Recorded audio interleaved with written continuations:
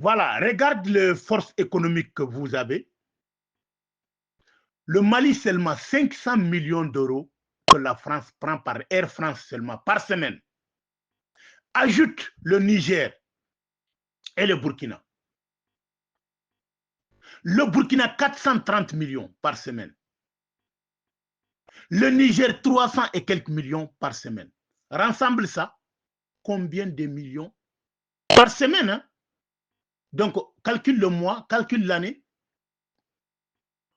Mais vous n'êtes pas capable de créer un avion Air AIS. Cette Air AIS qui va prendre vos concitoyens, pourquoi pas? Ils vont partager le marché. Si la France va prendre 500 millions, au lieu de 500 millions, il va prendre 250 millions. Air AIS au Mali, il va prendre 250 millions. Au côté du Burkina, s'il va prendre 430 millions, il va prendre 215 millions. Air AIS va prendre 215 millions. Vous partagez, au moins tout votre argent là ne va pas en France. Et puis, vos satellites là. Mais là, on voit maintenant que vous commencez à acheter des satellites en Russie. Vos propres argent, vous payez.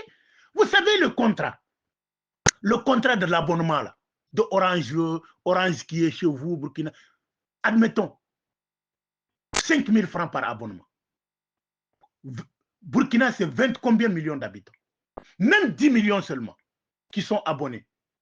5 000 francs par abonnement, 10 millions. Vous savez combien de milliards? Niger, la même chose, Mali, la même chose.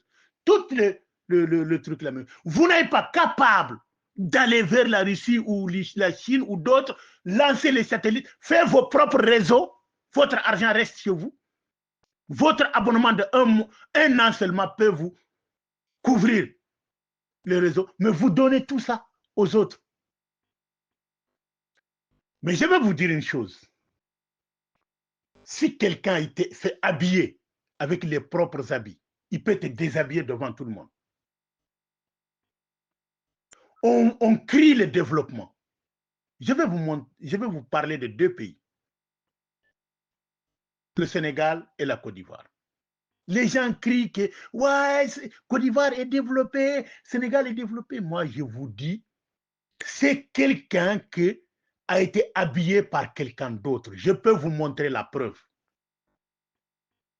Si les infrastructures que la France a mis en Côte d'Ivoire, pour que les bus français qui sont des RATP qui vont transporter les Ivoiriens qui vont payer les billets. Là. La fin de la semaine, tout cet argent-là, il revient ici en France. Il reste seulement le salaire des chauffeurs. Le salaire de chauffeur, qu'est-ce que ça va faire en Côte d'Ivoire? Tous ces passagers-là qui ont payé ce billet-là, il revient en France la semaine prochaine. Parce que le bus tout neuf là que vous voyez là, il appartient aux sociétés françaises. Vous avez gagné quoi? Mais ils ont fait cette route-là pour que leur bus qui circule là-dedans, ce n'est pas pour vous. Ça, c'est un. La deuxième chose, vous voyez les Djomniadio, le quartier de Plateau, ces gens-là qui ont construit ces buildings-là, les Ivoiriens ou les gens qui font les affaires là-dedans, les locations, l'argent, elle part où? Elle ne va pas dormir là-bas. Elle va ailleurs. Pourquoi vous ne laissez pas, vous ne donnez pas le marché aux propres citoyens ivoiriens? Regarde là maintenant les Ivoiriens qui sont. Moi, j'ai écouté beaucoup des Ivoiriens. Dès que vous voulez investir, c'est les Libanais qui vous empêchent d'avoir le marché. Parce que le gouvernement donne le marché aux Libanais pour empêcher les Ivoiriens. Et maintenant, les Libanais, ils ont tous les marchés. Maintenant, ils font même les plages, les restaurants, ils empêchent un noir rentrer là-bas. Chez vous. Mais vous pouvez faire ça au Liban? Est-ce que vous pouvez faire ça au Liban?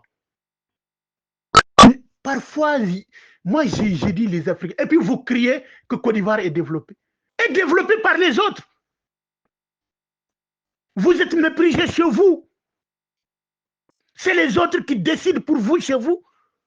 Vous pouvez faire ça au Mali. Vous pouvez empêcher un Malien de ne pas aller dans un restaurant au Mali. Faire ça là-bas. Vous pouvez aller au Burkina pour empêcher un Burkinabé de rentrer dans son truc. Ou la plage. Mon gars. Donc, c'est ça la souveraineté.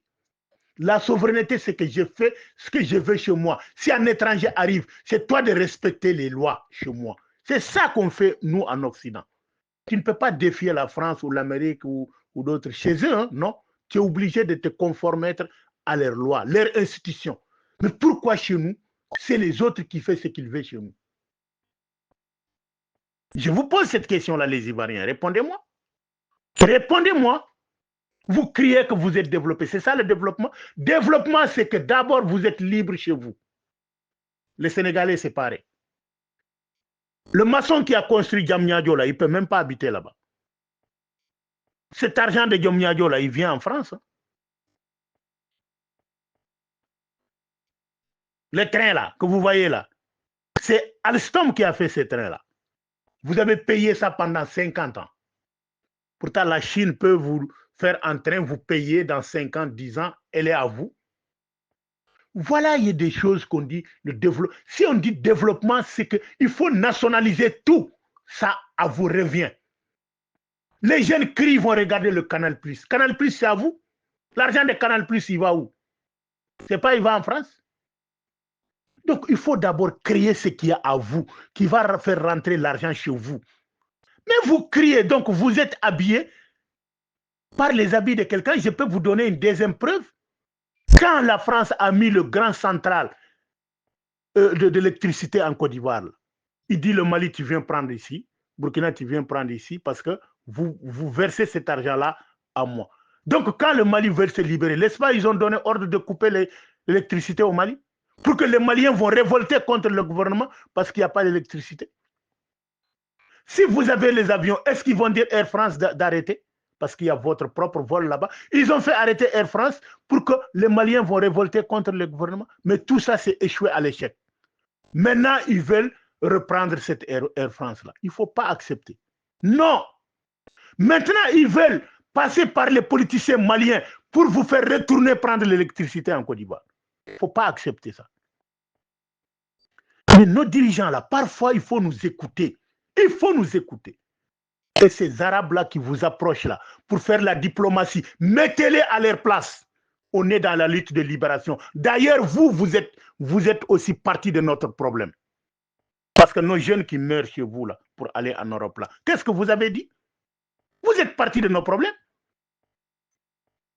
Si l'Algérie arrive, Burkina, tu dis, mais là, on voit à Tizawatel, tous les terroristes là, les bandits là, ils sont chez vous. Ça fait combien d'années que le Mali a fait accord de Ouaga, accord de l'Alger, accord de Tamaracet, accord de tout ça, c'est à la médiation de l'Algérie. Qu'est-ce que vous avez fait? Vous avez toujours soutenu les terroristes qui veulent diviser le Mali. Pourtant, votre souveraineté a été donnée par les Maliens, par Modibo Keïta. Tous les historiens le savent. Donc, si vous laissez ces gens-là à pénétrer chez vous comme ils veulent, un jour, façon qu'ils ont détruit l'empire de Songhai, façon qu'ils ont détruit l'empire du Ghana, ils vont détruire l'AIS, la même chose. Je vous fais une sonnette d'alarme. Faire très attention à nos voisins. Il faut qu'ils vous respectent d'abord. Ils vous prennent comme des humains d'abord. Merci, que Dieu vous bénisse.